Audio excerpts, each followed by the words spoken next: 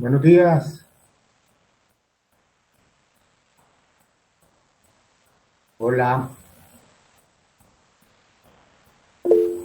Buenos días, doctor. Buenos días, Caterina y Ricardo. Buenos días. María Alejandra, buenos días. ¿Cómo están? Karen, buenos días. Cristian, Manuela, Laura, Juan Felipe, buenos días para todos. Juan Francisco, Miguel, Mariana, Valentina, María, Astrid, Karina. ¿Cómo están todos? Natalia.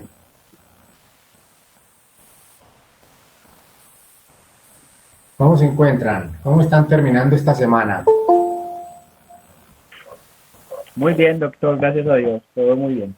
Bueno, qué bueno.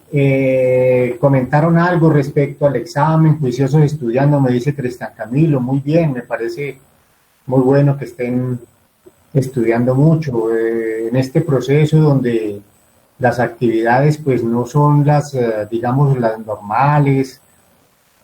Toca una dedicación mucho mayor y un interés mucho más grande de parte de ustedes por leer, por ampliar, por tener un panorama siempre más amplio sobre todos estos conceptos y esta parte entonces ustedes requieren también una dosis muy importante de estímulo y motivación porque no es fácil, la situación no está así tan sencilla, pero de todas maneras tienen que automotivarse y estudiar mucho para aprender mucho. Y comentaron algo respecto al examen, cuáles son los temas al fin que están dispuestos a retomar para el examen. Sí, doctor, acordamos ayer por mayoría de incluir el tema de micronutrientes de ayer, claramente, y Sí. el de hoy. ¿Y cuál? El de hoy. Ah, el de hoy también. Bueno, para el de hoy, que es el tema de introducción, es un tema en general eh, en el cual vamos a hacer un repaso sobre las funciones más importantes que ocurren a nivel del sistema digestivo. Entonces voy a anotarlo acá para incluirlo también. Entonces quedarían esos 5 temas, ¿cierto? La parte introductoria también, ¿de acuerdo? Sí, señor. Bueno, muy bien. Terminada hoy la actividad, yo le envío a Esteban también el documento. Les ha llegado los documentos anteriores. Sí, señor, yo los he compartido directamente. Apenas usted los envía. Bueno, bueno, muy bien. Me alegra entonces que los tengan también para que lean. Esos son los elementos iniciales y de ahí para allá ustedes pueden ampliar y leer y complementar mucho más. Bueno, en lo que tiene que ver con el tema de hoy, digamos, de una introducción al sistema digestivo, en la parte inicial, cuando nosotros comenzábamos las actividades de este semestre en fisiología, nosotros hablábamos de la parte homeostática y hacíamos referencia a los diferentes, o digamos, sistemas que integradamente se desempeñaba cada uno cumpliendo una función específica para colaborar en una homeostasia orgánica conjunta, total.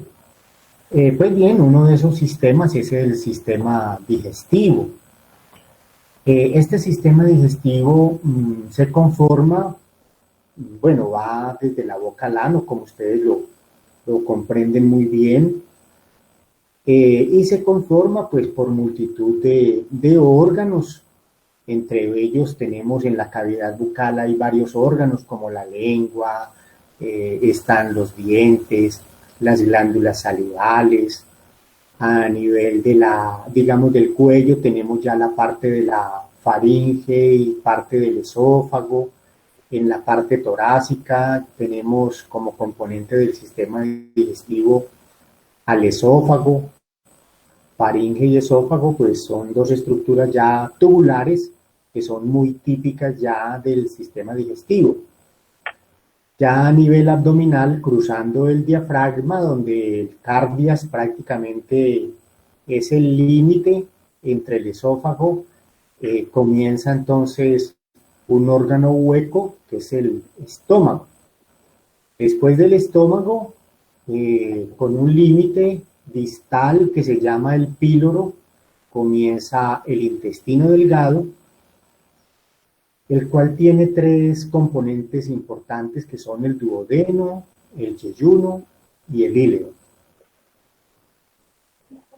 Separando el íleon del colon, inicialmente está entonces la válvula ileocecal, y esa válvula ileocecal es el límite para dar inicio al primer segmento del colon, que es o intestino grueso, que es el colon ascendente. Luego viene colon ascendente, sube más o menos hasta el hígado, y ahí hace como una caída ligera, como si fuera un delantal, para ir hasta el cuadrante superior izquierdo del abdomen, donde se encuentra el vaso en la forma de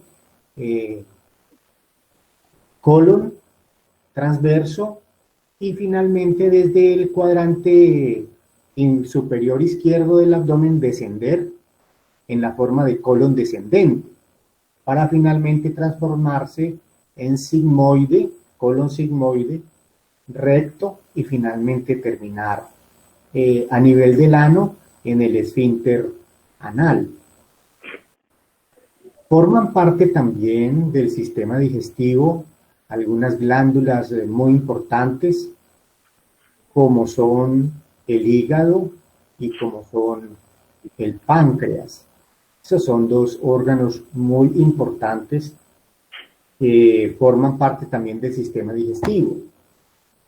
En cuanto a los componentes del sistema digestivo, es importante que ustedes comprendan que la mayoría de estos órganos se encuentran en el abdomen, y funcionalmente, desde el punto de vista homeostático, el sistema digestivo es un sistema muy importante que aporta funciones muy trascendentales para todo el organismo. Ustedes saben que el sistema digestivo es el órgano que permite, en primer lugar, la entrada de alimentos a la cavidad bucal. Luego, esos alimentos tienen que ser, digamos, transformados por medio de la masticación.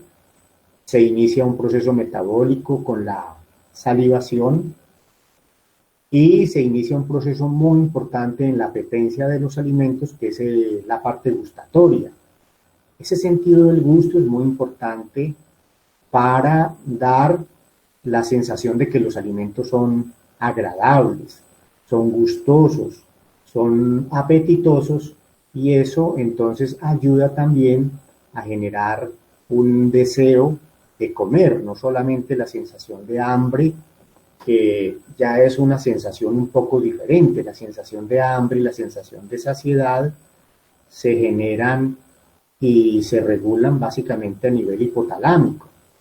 Pero en la lengua, con digamos, el sentido del gusto, se siente el placer de una comida agradable, y eso ayuda a tener entonces una apetencia, una sensación favorable, más hacia ciertos alimentos que hacia otros, que finalmente pueden ser alimentos que la gente no sienta un gusto por ellos, un deseo de consumirlos. Esa parte es muy importante desde el punto de vista del aporte que hace el sistema digestivo inicialmente a la homeostasia, porque si tenemos problemas en esos pasos iniciales, salivación, si tenemos problemas en esos pasos iniciales de gustación, masticación, incluso la misma deglución, que es el paso ya de los alimentos de la cavidad bucal a la faringe y al esófago, si tenemos problemas, pues la homeostasia total se va a ver completamente modificada, alterada, y va a generar un desequilibrio en el organismo. Ello porque, pues, si los alimentos no están suficientemente procesados, suficientemente preparados, Si la gustación no es adecuada, si la deglución no es adecuada, se pueden presentar problemas graves. Por ejemplo, la sola inapetencia va generando una reducción en la cantidad de nutrimentos que pueden terminar con deficiencias de micronutrientes, como mencionábamos nosotros en el día de ayer, avitaminosis, o con deficiencias de macronutrientes, proteínas, y vamos a tener entonces deficiencias en las formaciones de enzimas, en las proteínas que conforman los diferentes órganos, de suerte que estas funciones iniciales del sistema digestivo son fundamentales. Una vez el alimento avanza por el esófago y llega al estómago, en el estómago entonces comienza un proceso digestivo inicial que tiene que ver sobre todo con las proteínas y con algo de las grasas, pero además el estómago cumple un papel fundamental como receptáculo de los alimentos. Si un estómago es muy pequeño, si un estómago no tiene la funcionalidad de distenderse, de permitir que una cantidad importante de alimento pernocte ahí por varias horas, entonces los alimentos pasan inmediatamente al intestino con unos pHs altamente ácidos, los cuales terminan siendo muy nocivos para el intestino. Igual el estómago también cumple papeles importantes, como les decía, en la digestión de proteínas, ya que produce pepsinas y produce ácido clorhídrico, que van a ayudar a, digamos, romper a algunas estructuras que le dan, digamos, una conformación macroscópica a los alimentos proteicos que nosotros ingerimos, como por ejemplo la carne. También el estómago cumple un papel importante con su ácido, no solamente en el metabolismo, sino también evitando con ese ácido que lleguen gérmenes que pueden causar problemas. Estos gérmenes pueden venir con los alimentos y si no fuera por el ácido, muchos de esos gérmenes atravesarían libremente para llegar al intestino, pudiendo generar lesiones importantes, entre ellos diarreas o daños a nivel de la mucosa intestinal. También el ácido es muy importante, el ácido estomacal, el ácido clorhídrico del estómago es muy importante, no solo para evitar el paso de gérmenes que vienen con los alimentos y que avancen al intestino, sino también al contrario, evitar que gérmenes que están en el intestino puedan colonizar el estómago y llegar al esófago. Esa es una condición normal importante, una barrera importantísima que tiene el estómago y que se ve modificada cuando se altera la producción de ácido y los pHs empiezan a subir y se van haciendo un poco más cercanos a 7. No tienen que llegar a 6, pueden ser pH de 3, de 4, ya implican que el medio ambiente del estómago ya no es lo suficientemente ácido y algunas bacterias van pasando y van colonizando y van llegando hasta el esófago y pueden por último llegar hasta los bronquios y asociarse con algunos procesos infecciosos a nivel pulmonar. También el sistema digestivo, desde el punto de vista homeostático, sumado a estas funciones que cumplen estos órganos que ya hemos mencionado, destacamos la función propulsiva, la generación de peristalsis, que es unos movimientos importantes que generalmente van en sentido cefalocaudal, desde la boca hasta el ano, y permiten entonces que lo que hay dentro de esas estructuras saculares o tubulares, como el intestino, el estómago, el esófago, puedan ir avanzando siempre en un sentido distal. ¿Para qué? Para permitir que se pongan en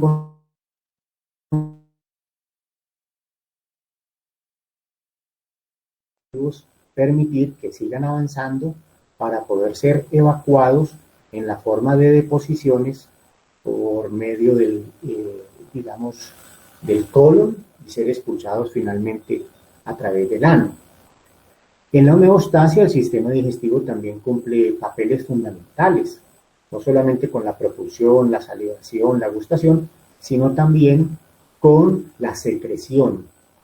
Muchos órganos del sistema digestivo secretan cantidades importantes de secreciones. El primer ejemplo nosotros lo tenemos en la saliva, es una secreción importantísima. Hay también secreciones importantes a nivel de mucosas, mucosas esofágicas, glándulas mucosas. Hay también secreciones a nivel gástrico. La producción de secreción gástrica es importantísimo por la cantidad de ácido clorhídrico y pepsina que contiene, también de bicarbonato.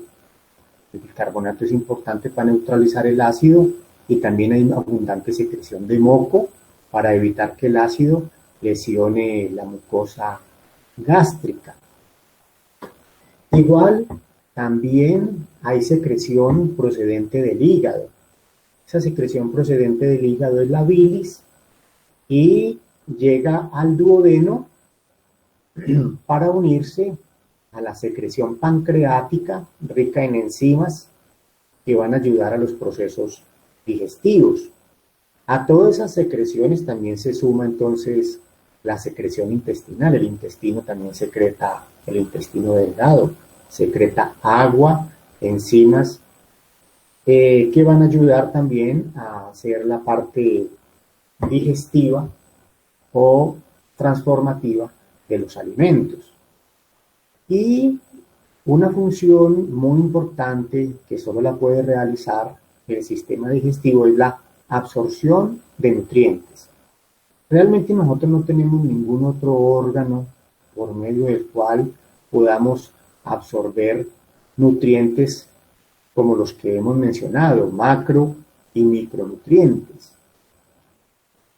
A través de los pulmones pueden ingresar oxígeno, que es un elemento importante, pero en la forma de los macronutrientes clásicos, el agua, las proteínas, los carbohidratos, las grasas, las vitaminas, los minerales y los oligoelementos, prácticamente solo pueden hacerlo a través del sistema digestivo.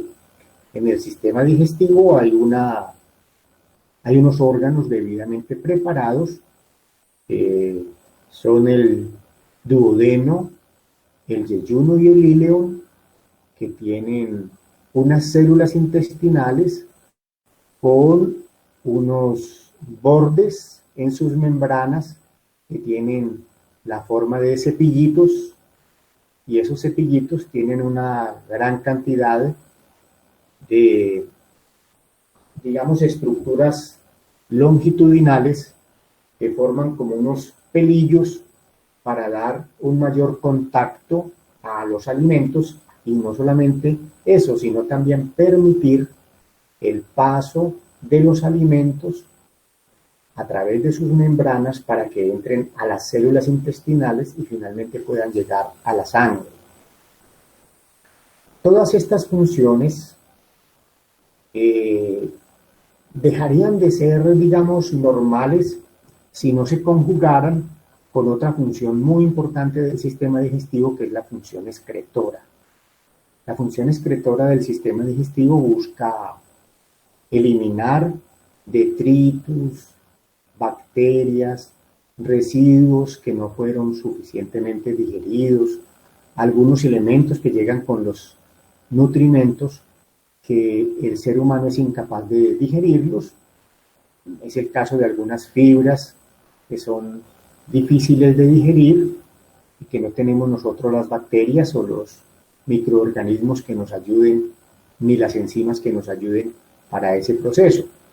Esa función excretora es fundamental para eliminar también muchas sustancias extrañas que ingresan por el cuerpo. Muchas de esas sustancias extrañas que ingresan con los alimentos en la forma de colorantes, estabilizantes, preservativos, muchos de esos elementos que entran con los alimentos quedan en el colon como residuos hasta que finalmente son eliminados con la materia fecal. Entonces, en la excreción de xenobióticos El intestino grueso cumple un papel fundamental, lo mismo que también lo cumple el hígado, puesto que el hígado es un órgano importantísimo para metabolizar todos estos productos extraños que entran con los alimentos. Medicamentos, por ejemplo, que se consumen también con fines terapéuticos, son metabolizados por el hígado y sus productos metabólicos finalmente salen con las deposiciones. Entonces, la función excretora del sistema digestivo es otra función también fundamental que de no desarrollarse adecuadamente empieza a generar múltiples problemas en el organismo y empieza a dificultar una función homeostática, digamos, óptima para la supervivencia del organismo. ¿Hasta ahora hay alguna pregunta?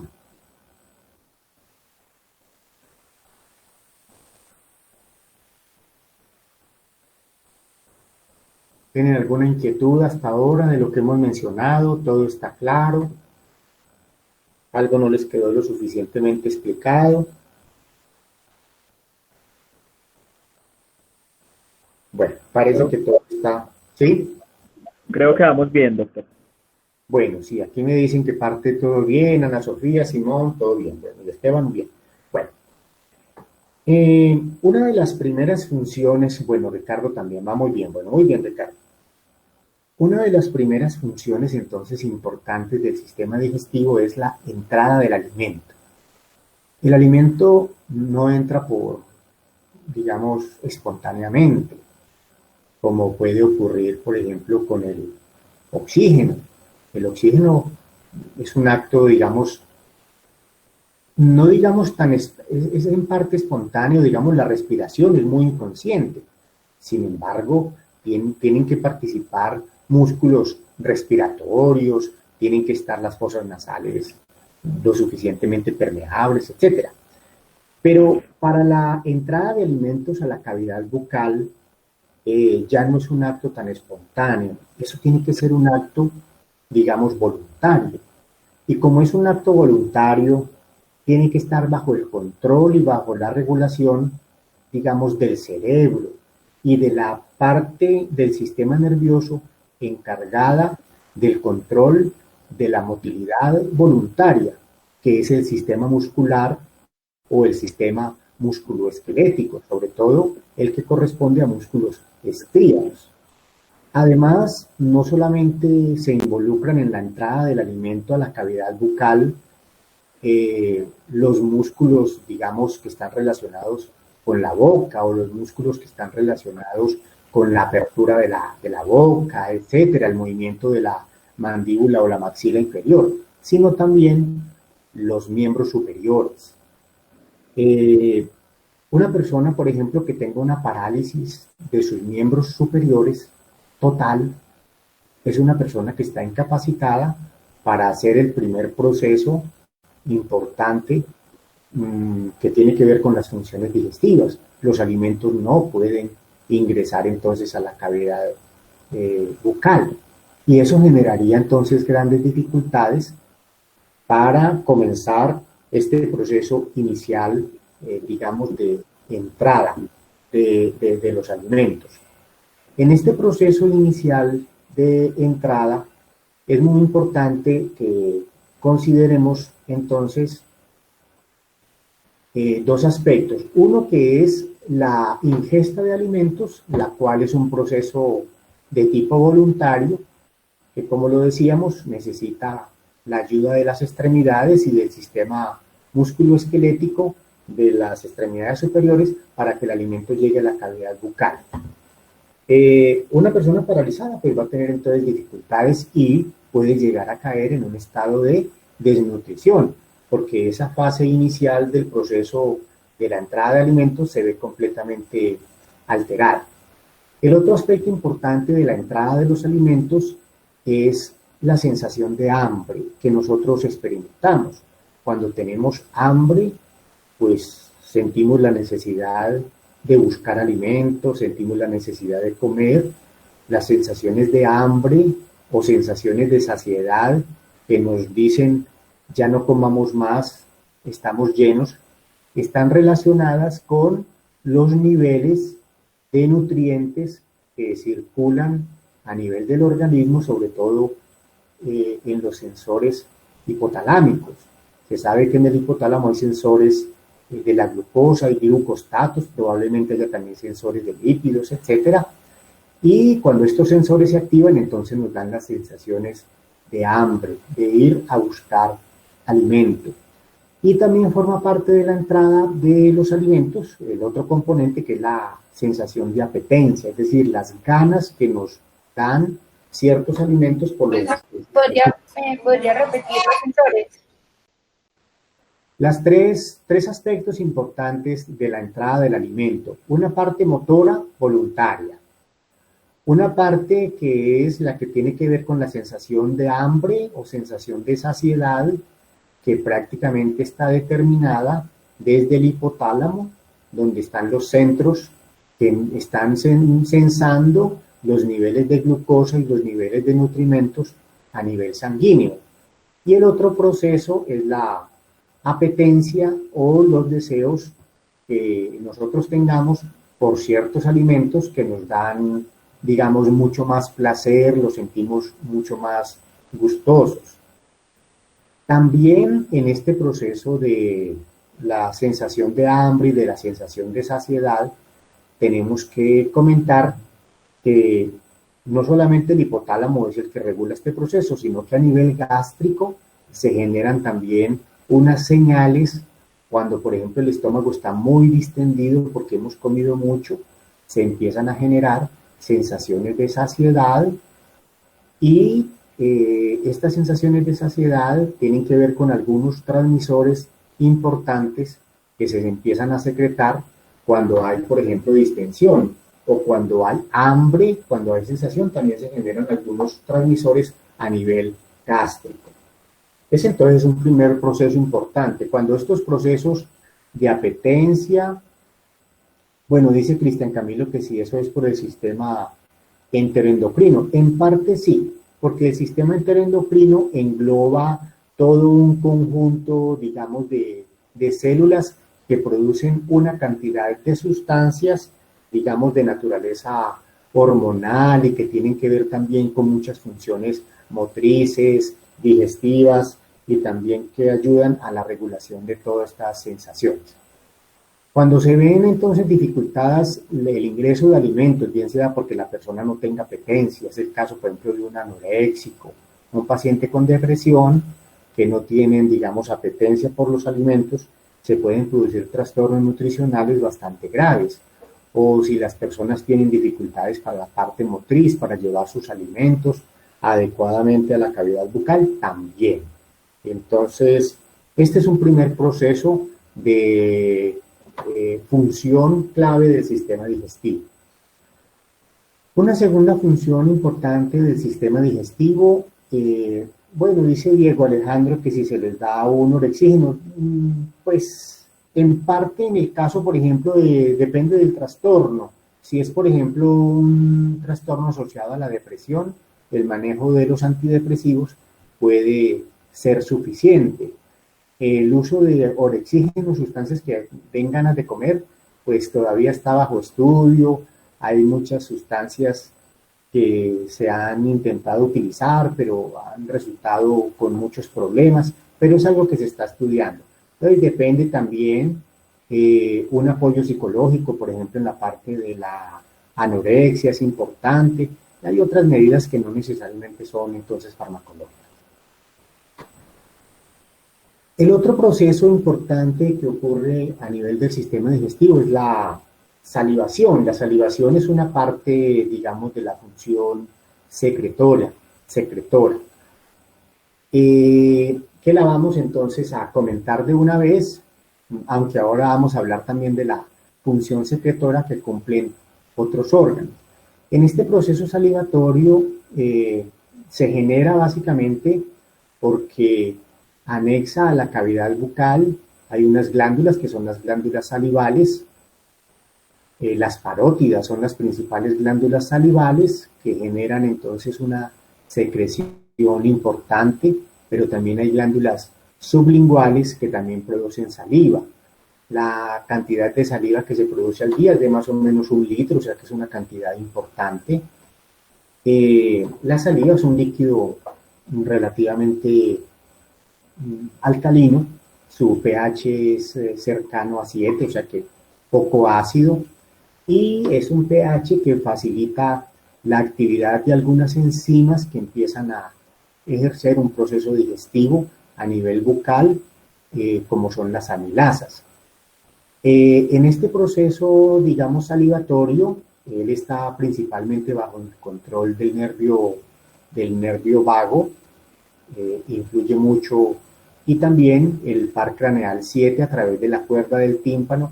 Ellos hacen conexiones con algunos centros salivatorios ubicados a nivel del tallo cerebral. La salivación también es un acto reflejo. Todos hemos tenido la sensación de producir cantidades importantes de saliva, aún sin pensarlo ni desearlo, solamente porque vemos de pronto un limón o vemos como otra persona succiona limón, etcétera. Entonces, la saliva es una secreción importantísima que empieza a cumplir un papel importante en la boca, puesto que tiene cantidades importantes de inmunoglobulina A y ayuda pues a las defensas, aparte de que ayuda a aumentar los alimentos y ayuda a que los alimentos no rocen y lesionen las mucosas de la cavidad bucal.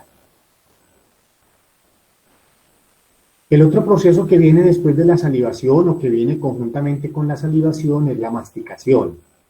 En la masticación hay contracciones musculares, sobre todo de maceteros y otros músculos claves en el proceso masticatorio. Es un proceso voluntario inicialmente.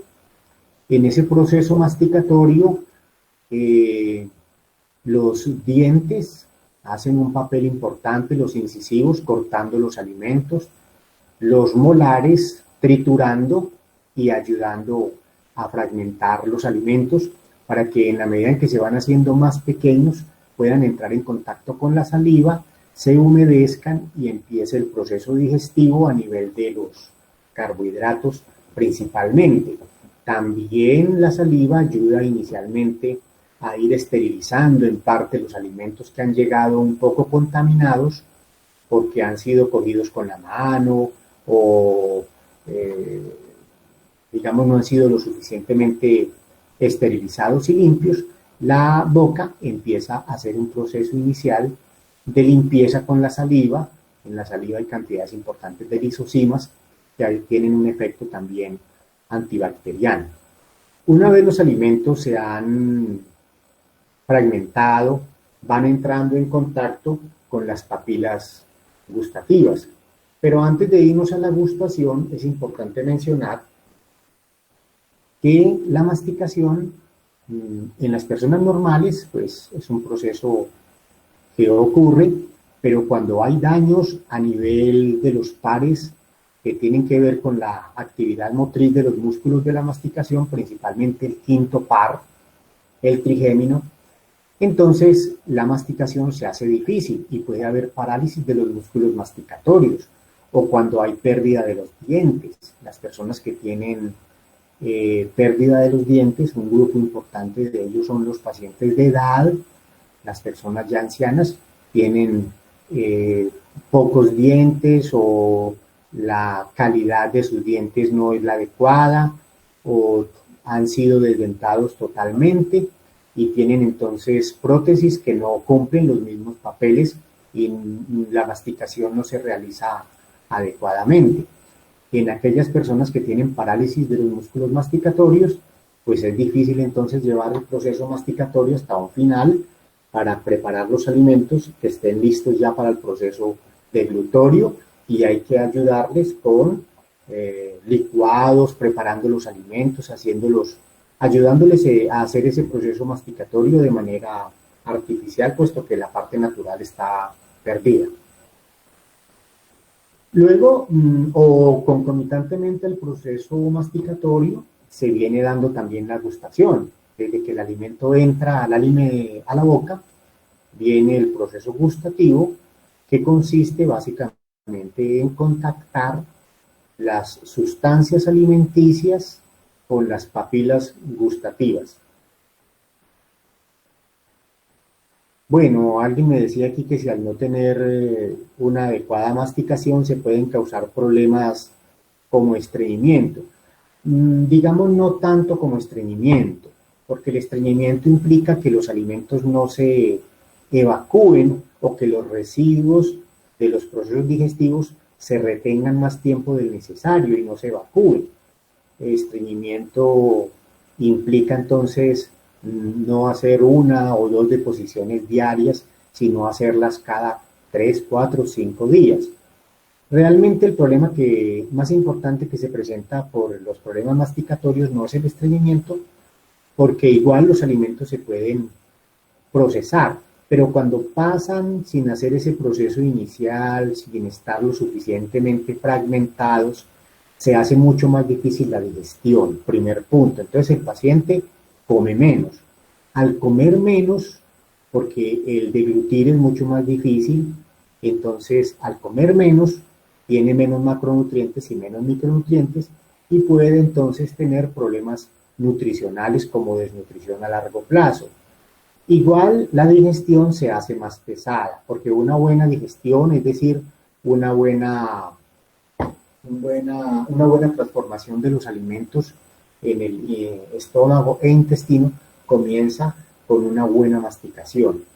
Entonces no es tanto el estreñimiento, sino más los problemas nutricionales como la desnutrición que se pueden generar en una persona. Continuando con la parte, bueno, Claudia Lorena, muy bien. Continuando con la parte gustatoria, esta parte gustatoria se realiza en dos estructuras fundamentales de la cavidad bucal. La principal es la lengua. La lengua tiene en la parte superior, en toda la parte superior de la lengua, nosotros tenemos unas estructuras especiales que son las papilas gustativas.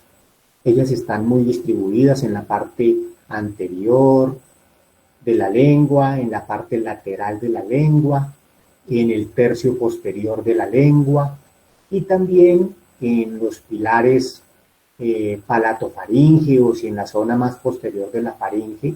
Ahí también hay papilas gustativas. Esas papilas gustativas son estructuras, digamos, nerviosas. Son estructuras nerviosas que tienen la capacidad de responder a estímulos nerviosos generados por hidrogeniones, por el sodio, por aldehídos, por ácidos, y van a generar finalmente los sabores o las sensaciones gustatorias de amargo, salado, dulce y ácido. Este sentido del gusto, entonces, finalmente lo que hace es, por medio del estímulo, bueno, aquí Ricardo dice que si le puedo repetir, claro que sí, con mucho gusto. Bueno, Ricardo, listo. Decíamos entonces que en la parte gustatoria, la lengua tiene en su parte superior papilas gustativas. Esas papilas están distribuidas en la parte anterior, lateral y posterior de la lengua. Esas papilas, una vez entran en contacto con los alimentos, se estimulan, porque los alimentos tienen algunas sustancias especiales que pueden estimular estas papilas gustativas.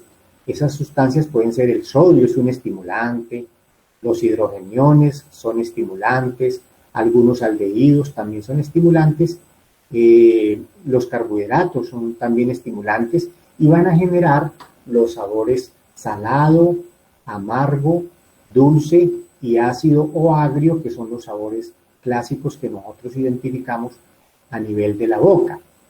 Una vez estos estímulos se generan en la cavidad bucal, digamos a nivel de la lengua, son llevados hasta el cerebro.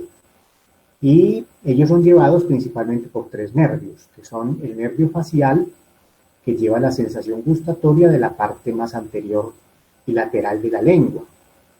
El nervio glosofaríngeo, que lleva la sensación gustatoria del tercio posterior, y el vago lleva la sensación gustatoria de la parte más posterior de la lengua y de la parte más posterior de la faringe lo mismo a nivel de los pliegues palatofaríngeos. Esas sensaciones gustatorias son las que nos permiten entonces gustar los alimentos, apetecerlos, sentir el placer de disfrutar una adecuada comida.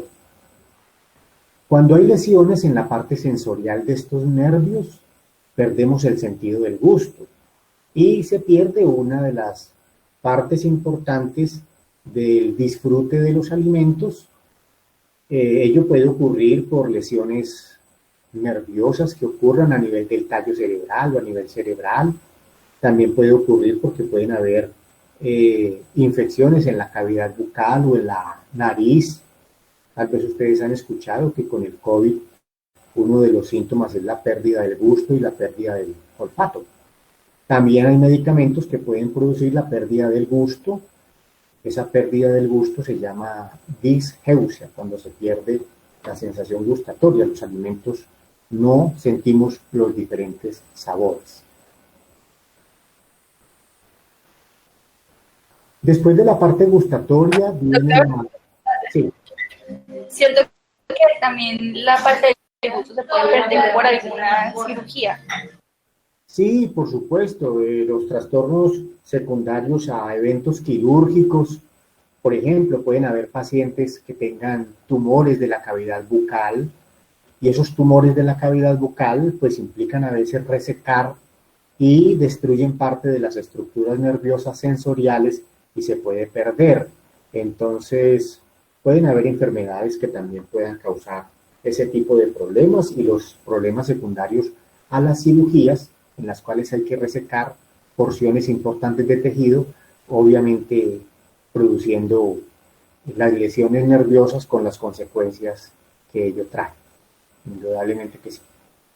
Bueno, después de la parte gustatoria viene la deglución. Este proceso implica el paso de los alimentos ya preparados, suficientemente triturados, suficientemente humedecidos, ya fragmentados en cantidades pequeñas para que puedan pasar a la faringe y al esófago. Dejan la cavidad bucal y con la ayuda de la lengua pasan a la faringe y pasan al esófago.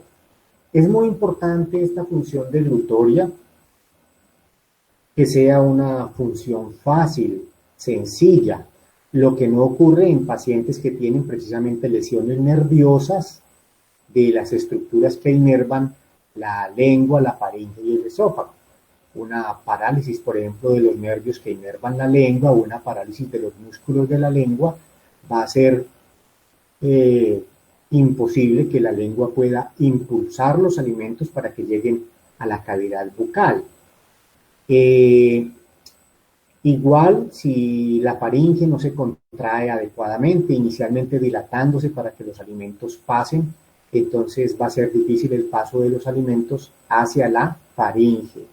Esto puede ocurrir en personas que tienen, por ejemplo, problemas con parálisis de los nervios que tienen que ver con la deglución. Por ejemplo, el nervio vago es un nervio importante. Una parálisis del nervio vago, una lesión quirúrgica del nervio vago puede incapacitar a la persona para hacer el acto deglutorio de forma espontánea y de forma sencilla y fácil, y se vuelve realmente una cosa complicada. Recuerden ustedes que cuando el alimento va a pasar a la cavidad, ya a las cavidades faríngeas y esofágicas, una vez el alimento va a ser impulsado por la lengua, este alimento, para evitar que se vaya por las coanas, por las fosas que comunican a la cavidad nasal con la cavidad bucal, se puede ir si no hay una elevación del velo del paladar. Entonces el velo del paladar tiene que estar indemne, funcionar de manera óptima para que una vez el alimento va a ser impulsado por la lengua, el velo del paladar se eleve y tape esas coanas. De no poderse hacer, el alimento o el líquido puede pasar a las fosas nasales. Incluso a veces sale por la nariz.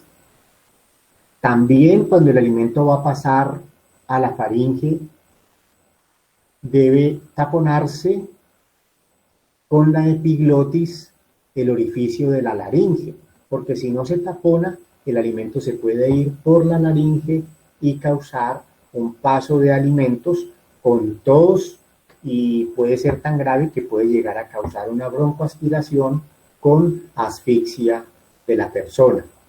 Entonces es muy importante este proceso deglutorio. Hay pacientes que tienen problemas en la deglución, sobre todo aquellos que han tenido trastornos neurológicos que han conllevado a lesiones, por ejemplo, del par décimo, que es el vago, o el par 11, que es el espinal, y algunos que tienen que ver con la función faríngea también. Viene otra función importante, digamos, del sistema digestivo, que es la motilidad intestinal, el movimiento. Si no hubiera movimiento intestinal, pues los alimentos se detienen. Y si los alimentos se detienen, pues al no avanzar va a ser muy difícil, digamos, por ejemplo, si los alimentos se detienen en el esófago, entonces se vuelve muy complicado de la deglución y la ingesta de los alimentos. Eso puede ocurrir, por ejemplo, en pacientes que sufren de acalasia, un trastorno de la motilidad del músculo esofágico. Y entonces se vuelve complicado. Si hay alteración, por ejemplo, en la motilidad colónica, la excreción de las deposiciones se hace difícil, y las deposiciones se pueden retener a veces semanas, y se hace muy, muy complicado. Entonces, la parte de la motilidad gastrointestinal es importantísima, no solamente para el avance de los alimentos, sino también para la mezcla. Los alimentos tienen que mezclarse para entrar en contacto con los líquidos intestinales, con los líquidos gástricos, con los líquidos pancreáticos y hepáticos. Entonces, este proceso de la motilidad es fundamental para una buena función digestiva. Estos movimientos peristálticos ocurren básicamente porque en el tracto digestivo, en estas estructuras principalmente huecas, nosotros tenemos en el interior, tenemos músculo liso intestinal. Ese músculo liso intestinal está bajo la regulación del sistema nervioso autónomo. Ustedes saben que el vago estimula la motilidad intestinal, pero también hay una regulación humoral en el sentido de hormonas como la serotonina, o sustancias o neurotransmisores como la histamina, la serotonina, que estimulan la motilidad intestinal. Y también está bajo la coordinación del sistema nervioso entérico. El sistema nervioso entérico, que uno de sus compañeros ahora lo mencionaba, tiene dos componentes importantes. Uno, el sistema de Auerbach, que hace o participa en el control motor, en el control de la motilidad, de los movimientos gastrointestinales. Y también el sistema nervioso entérico tiene el otro componente, que es el plejo de Meissner, que participa sobre todo en el control de la secreción, la absorción, algunos procesos digestivos a nivel, digamos, intestinal. En el caso de la peristalsis, ella no solamente se genera por estímulos como transmisores o estímulos nerviosos como el vago. La peristalsis se puede generar también por estímulos físicos. La sola distensión por el alimento, por ejemplo, puede hacer que las células marcapaso generen entonces procesos de contracción intestinal para hacer que el alimento avance. También la irritación a veces por inflamación, bien sea por virus, bacterias, hongos, que causan irritación, pueden también causar estimulación de estos fenómenos peristálticos, y es un fenómeno que experimentamos en la forma de dolor abdominal tipo cólico. Generalmente los movimientos peristálticos tienen una frecuencia, ellos ocurren más o menos a una frecuencia de entre 8 a 12 por minuto, por ejemplo en el duodeno. Eso es importante porque esos movimientos uno los cuenta, uno los puede auscultar con un fonendoscopio, y son indicativos de una función intestinal adecuada. cuando están entre 8 y 12 por minuto. Si a veces están aumentados, eso puede ocurrir porque hay un proceso obstructivo, y si están disminuidos o ausentes, puede ocurrir porque hay un fenómeno inflamatorio del peritoneo que se caracteriza a veces porque hay silencio intestinal. Entonces, es muy importante los ruidos intestinales, no solamente en la función fisiológica como tal, sino también para nosotros en la parte diagnóstica, para el seguimiento clínico que hacemos de nuestros pacientes. Como parte de la motilidad intestinal, que ya decíamos, busca básicamente el avance de los alimentos y busca también la mezcla, también es importante mencionar unos movimientos intestinales que ocurren entre los periodos de una comida y otra, es decir, en las fases interprandiales. En esas fases interprandiales también hay movimientos intestinales, una vez ya se ha evacuado, digamos, el trayecto intestinal. Por ejemplo, en el caso del estómago está evacuado 4 o 5 horas después de comer.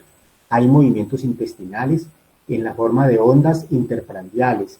Estas ondas sirven para limpiar el intestino y el estómago, también para retirar detritus, eliminar bacterias, evitar que se remancen ciertas sustancias, sobre todo de desecho, y permitir entonces su evacuación adecuada. También como parte de los movimientos intestinales son importantísimos algunos reflejos. Reflejos que ocurren, por ejemplo, cuando llega el alimento a la cavidad gástrica, inmediatamente se generan movimientos reflejos a nivel del colon para facilitar la evacuación colónica. Igual cuando llegan los alimentos a nivel del ileón, se produce un reflejo enterocólico que va de la parte distal del intestino delgado hasta el colon para estimular el avance y que los alimentos no se remancen y no se empiecen a estancar o a detener. Eso es muy importante también tenerlo presente como parte de la motilidad intestinal. Viene una función que es la función secretora, la secreción. La secreción es una de las funciones importantes, como todas las que hemos venido mencionando, a nivel del sistema digestivo.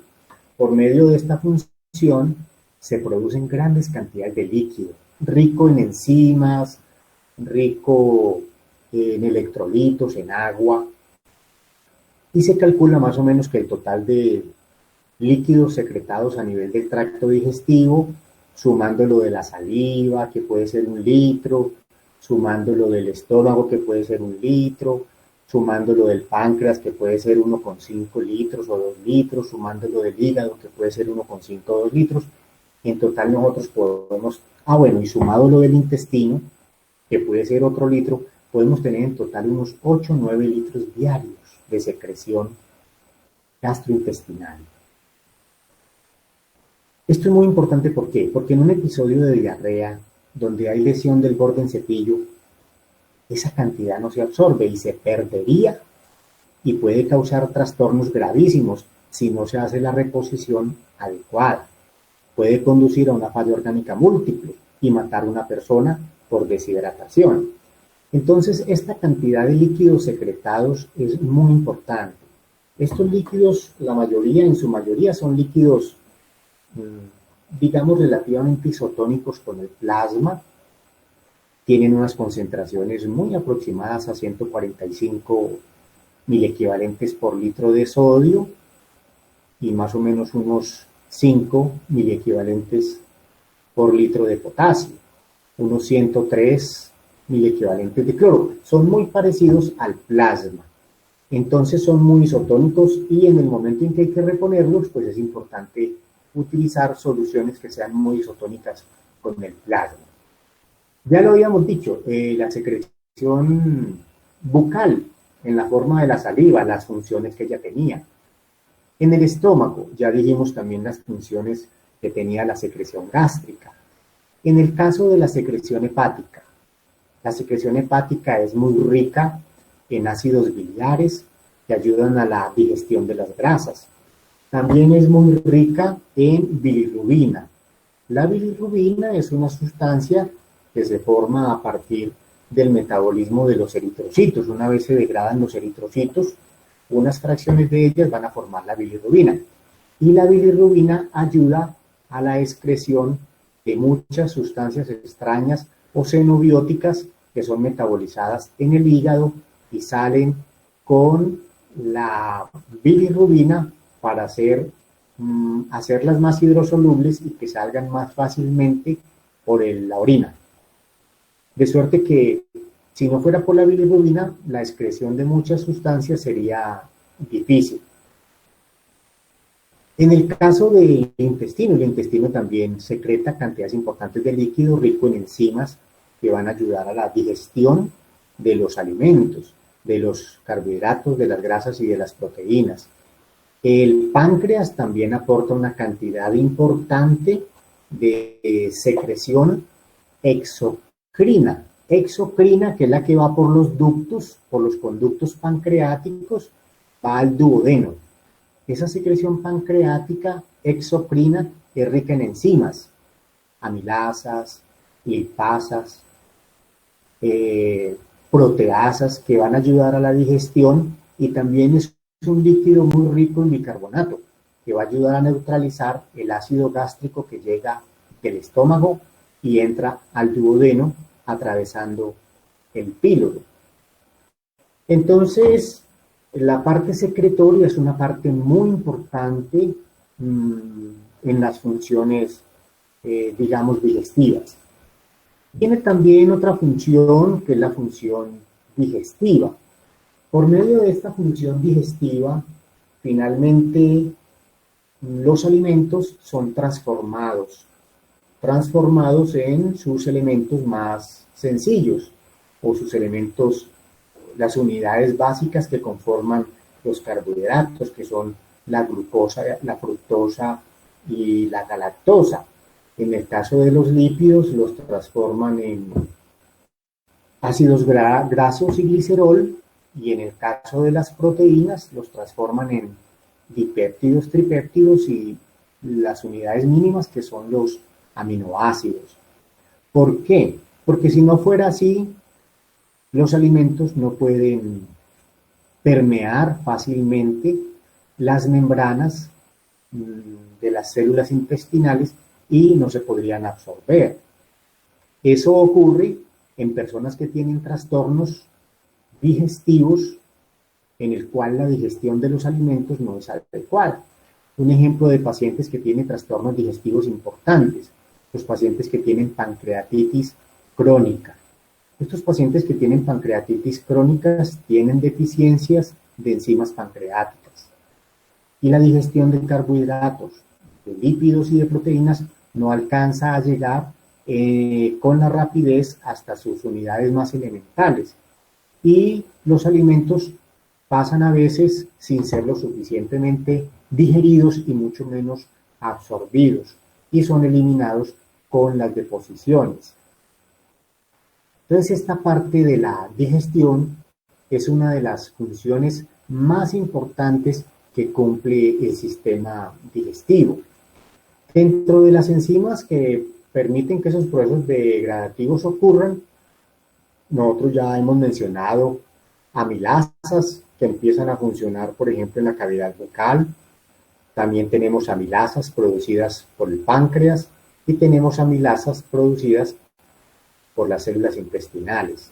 Igual con las lipasas, que son las que degradan los lípidos, e igual con las proteasas, que son los que degradan las proteínas.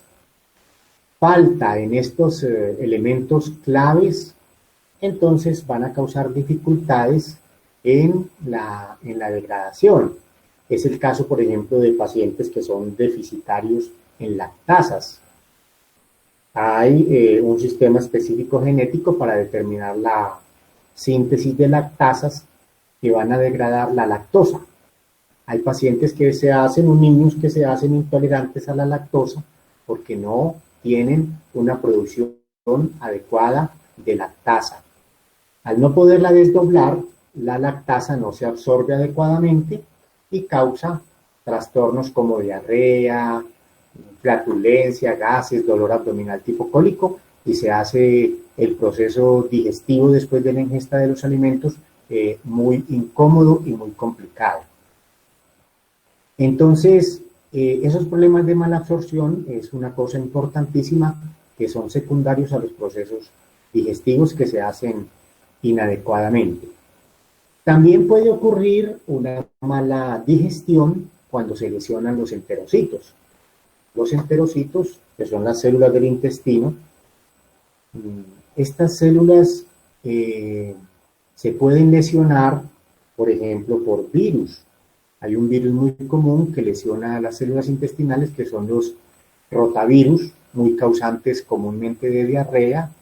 Y hay algunas bacterias que producen toxinas, la Shigella, el E. coli enterotoxigénica, que lesionan los bordes en cepillo y no puede haber digestión, se dificulta y sobre todo el proceso absortivo se hace mucho más difícil.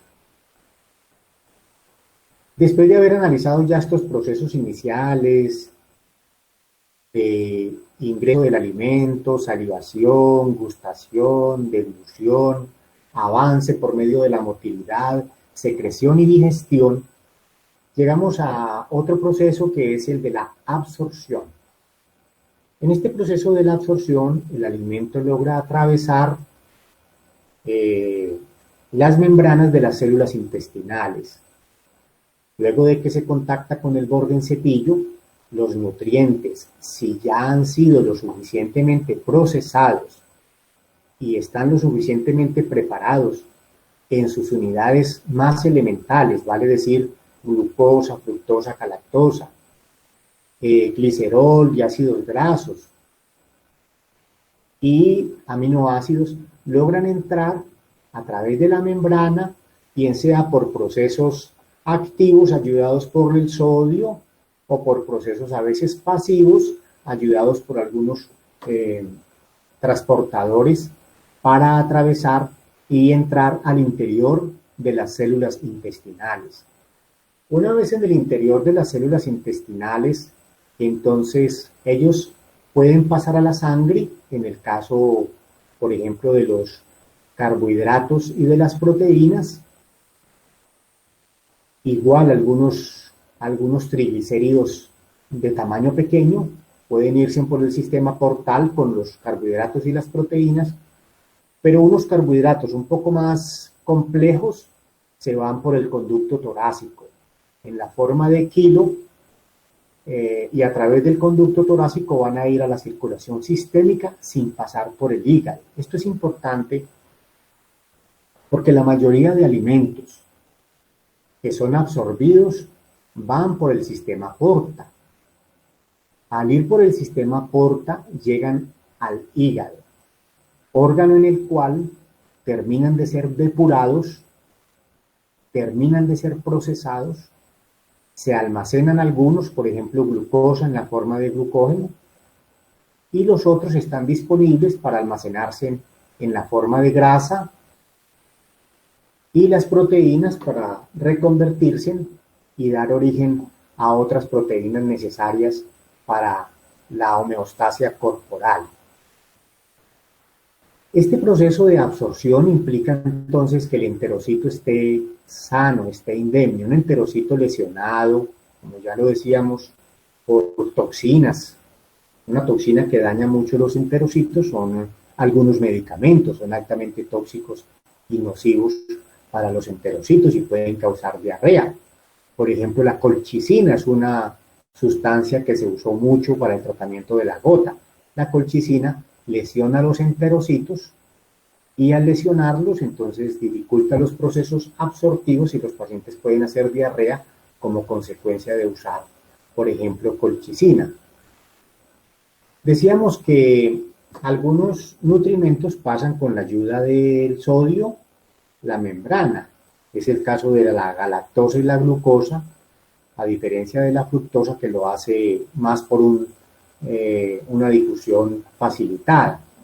En el caso de los lípidos, ellos atraviesan las membranas con la ayuda de las micelas formadas por los ácidos biliares que han llegado con la secreción procedente del hígado. Y en el caso de las proteínas, ellas también lo van a hacer ayudadas por un transporte acoplado al sodio. Después de que se ha realizado el proceso secretor, absortivo, etcétera, viene ya finalmente un proceso excretor en el cual los alimentos van pasando al colon. En el colon se terminan de absorber algunos elementos que no alcanzaron a ser absorbidos en el intestino delgado, pero en general la función del colon no es tanto absortiva de nutrientes, sino más que todo absortiva de agua. Gran parte de los, digamos, de los contenidos intestinales que pasan al colon, que tienen cantidades importantes de agua, ahí se absorben. Hay transportadores importantes para el agua y los electrolitos. Y finalmente queda un residuo de más o menos unos 100, 200 centímetros cúbicos que está compuesto de agua, bacterias, gases y finalmente fibras insolubles que finalmente van a conformar lo que se llama la materia fecal. Esta materia fecal, cuando hay una cantidad suficiente o genera una estimulación, refleja del esfínter anal interno, que es involuntario, entonces por estímulo vagal se genera el deseo de defecar y con la relajación del esfínter anal externo, que es un esfínter voluntario, entonces viene ya la excreción de la materia fecal y de esa manera el organismo se, digamos, se logra eliminar estos productos de desecho que deben ser llevados al exterior. Cuando hay dificultades en estos procesos excretorios porque hay alteración en la musculatura lisa intestinal del colon, o porque hay una obstrucción colónica, o porque una porción del colon se introduce dentro de otra porción y forma un volvulus, o porque hay una hernia y una porción del colon se introduce y se encarcera, no puede haber una excreción adecuada, entonces esto genera complicaciones bastante graves. El estreñimiento, que es una cosa muy común, también es una situación nociva para el organismo, en el sentido porque si no se están eliminando las deposiciones con cierta regularidad, muchos de los tóxicos que han ingresado con los alimentos hacen más contacto con la mucosa bucal, con la mucosa colónica y pueden terminar causando alteraciones. Hoy, digamos, el colon y la flora del colon es muy importante. En el colon, la flora bacteriana ayuda a sintetizar, entre ellas, algunas vitaminas que ayudan a la coagulación, entre ellas la vitamina K, y también las bacterias se sabe que son muy importantes. Hay una gran cantidad de bacterias a nivel del colon que ayudan al metabolismo de algunos ácidos grasos que son muy importantes para la nutrición del colon mismo. También a partir del colon, la parte digestiva, con toda la microbiota que hay a nivel del colon, ayuda entonces a que todo el organismo pueda hacer, digamos, un proceso digestivo mucho más sano y todo eso, el colon hoy se empieza a considerar como un elemento clave en la salud cardiovascular y en la salud total del organismo.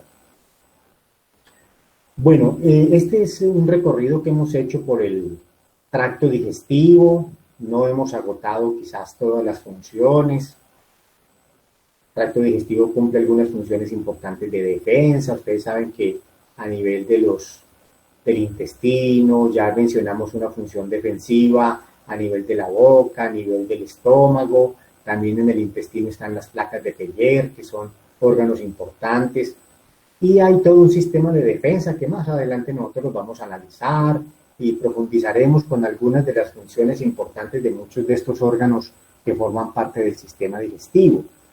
No hemos comentado, por ejemplo, la función endocrina que tiene el páncreas, que es una función clave en la homeostasia de todo el cuerpo, por medio de la insulina, por medio del glucagón, en la regulación del metabolismo de los carbohidratos, de las grasas, de las proteínas. Es decir, hay una serie de funciones importantísimas que también forman parte del sistema digestivo y que más adelante nosotros las vamos a ir estudiando ya cuando estemos puntualmente en cada uno de los órganos y los estemos estudiando. Esto era lo que quería comentarles respecto a la parte introductoria del sistema digestivo. Espero les haya quedado claro cuáles son las funciones de muchos de los órganos que conforman el sistema digestivo, la importancia y cómo se producen algunas de esas funciones y también las consecuencias de alteraciones en las funciones importantes como son la absorción, la digestión, la secreción, la gustación, la deglución, la misma ingesta de alimentos, etcétera. No sé si hayan preguntas, inquietudes. ¿Alguien quiere comentar algo?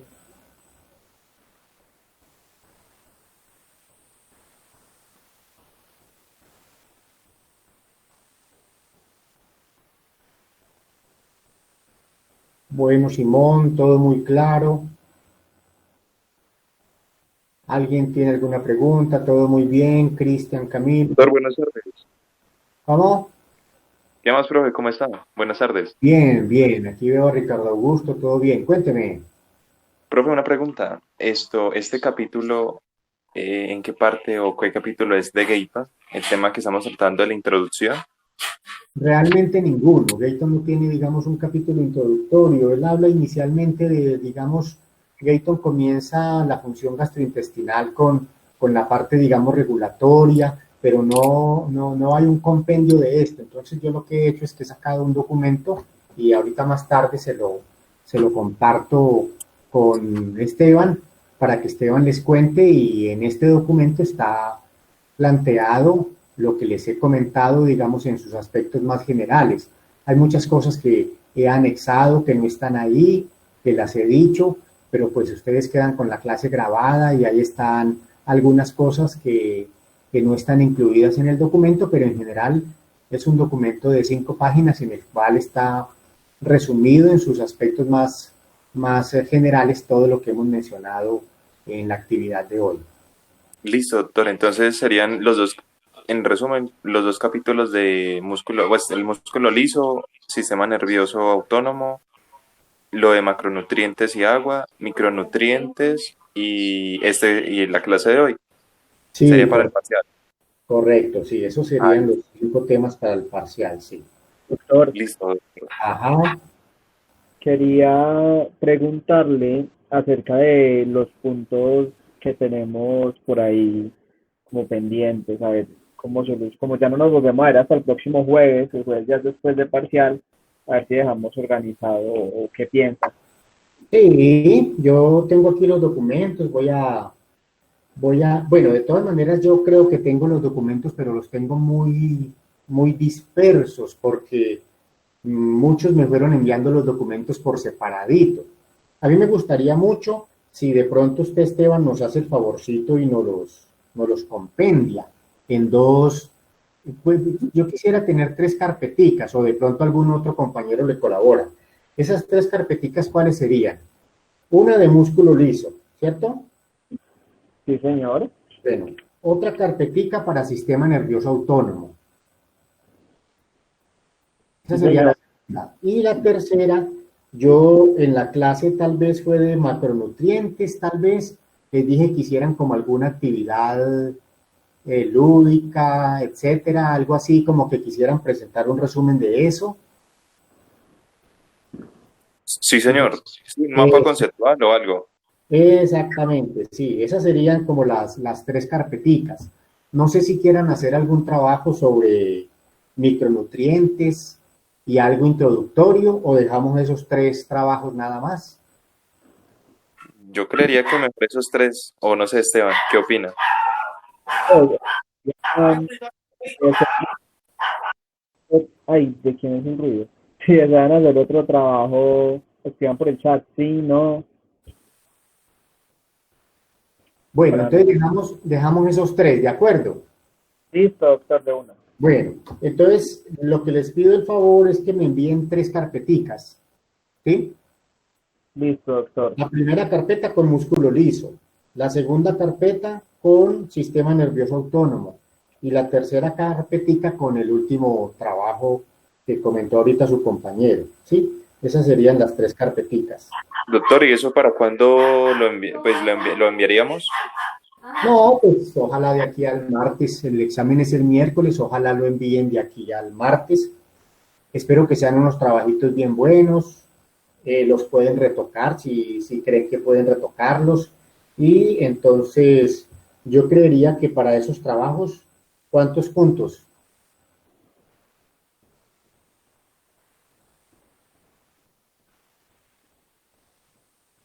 Doctor, pues no sé qué piensan los chicos.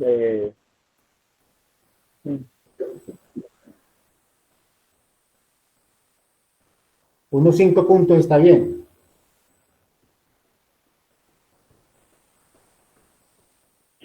Listo, doctor, sí, entonces 5 puntos. Los chicos dicen que sí. Bueno, de todas maneras, yo voy a revisar.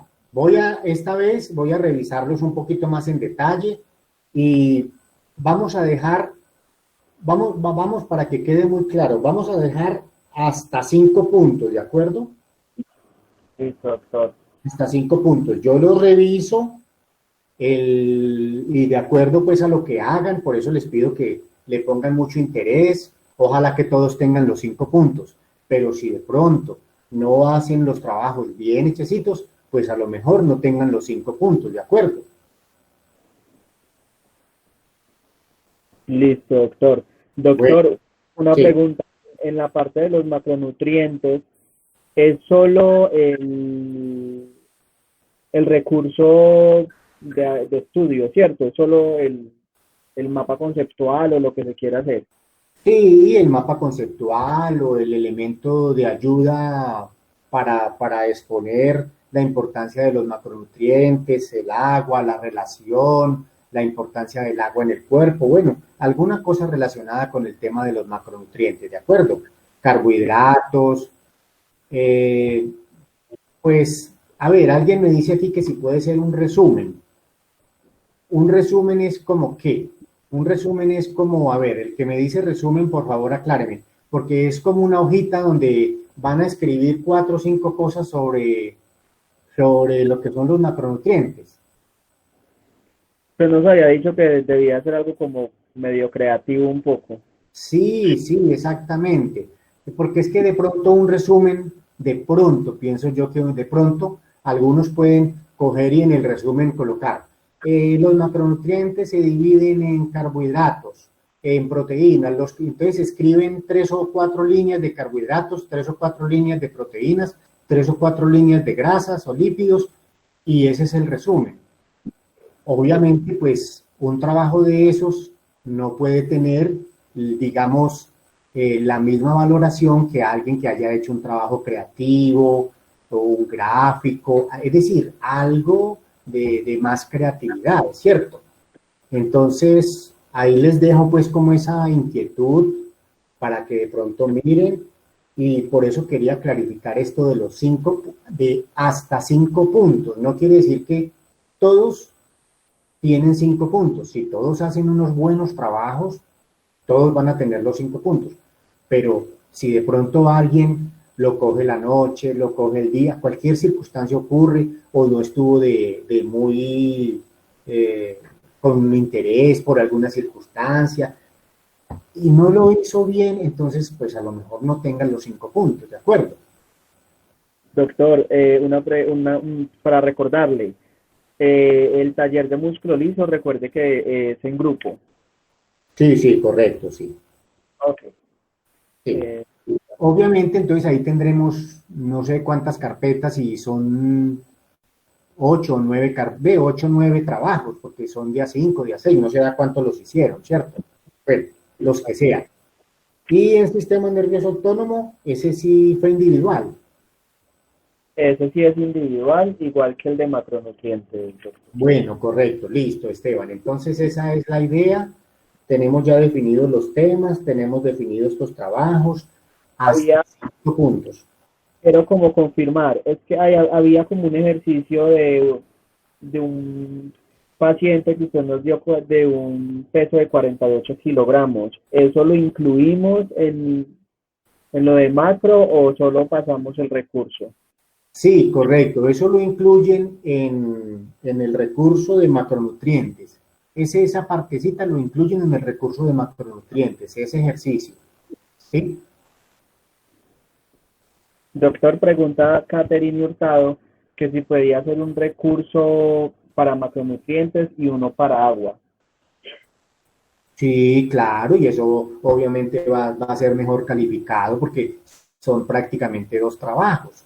Y si son 2 trabajos buenos, pues no puede ser lo mismo que haga alguien que haga un solo trabajo mucho más sencillito. Porque hay que valorar también el interés, ¿cierto? Hay que valorar también el esfuerzo que se hace. Entonces, claro, si hace 2, pues obviamente mejor. Alguien preguntó aquí del resumen y me volvieron como a decir aquí en el chat.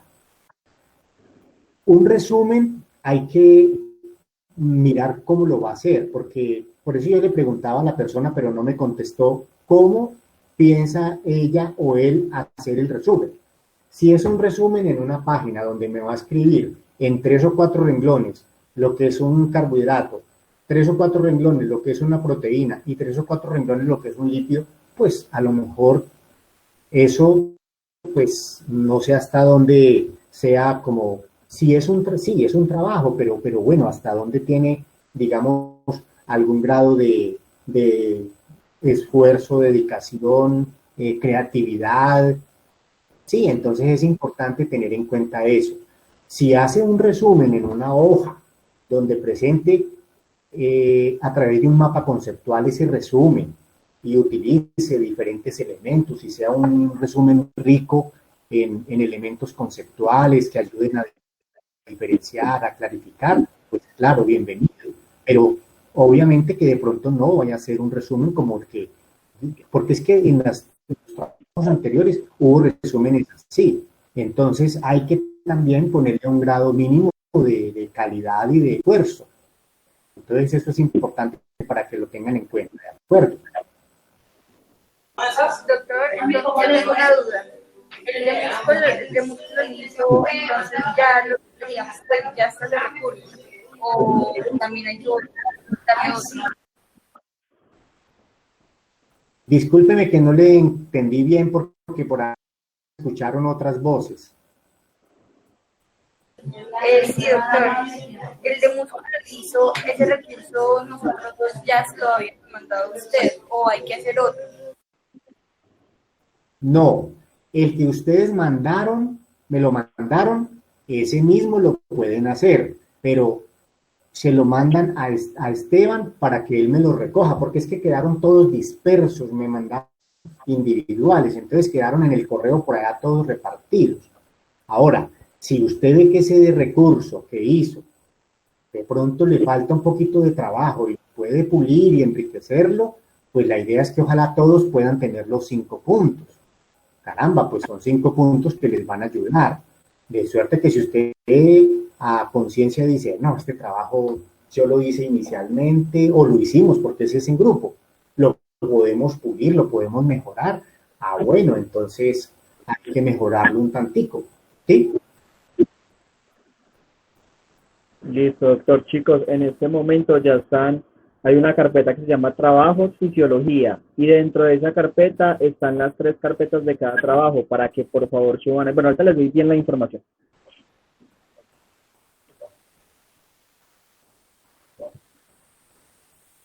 ¿Hay entonces suficiente claridad? ¿Podemos dejar ahí o tienen alguna otra pregunta, alguna otra inquietud? Está muy claro, doctor. Muchísimas gracias. Bueno, Esteban, a ustedes todos muchas gracias. Yo a Esteban entonces ahorita le voy a enviar el resumen de esta actividad de hoy para que la comparta con todos. Bueno, Claudia Lorena, que estén muy bien. Laura Rodríguez, Ricardo, buen almuerzo. Juan Francisco, que estén muy bien. Feliz día para todos. Juan Jacob.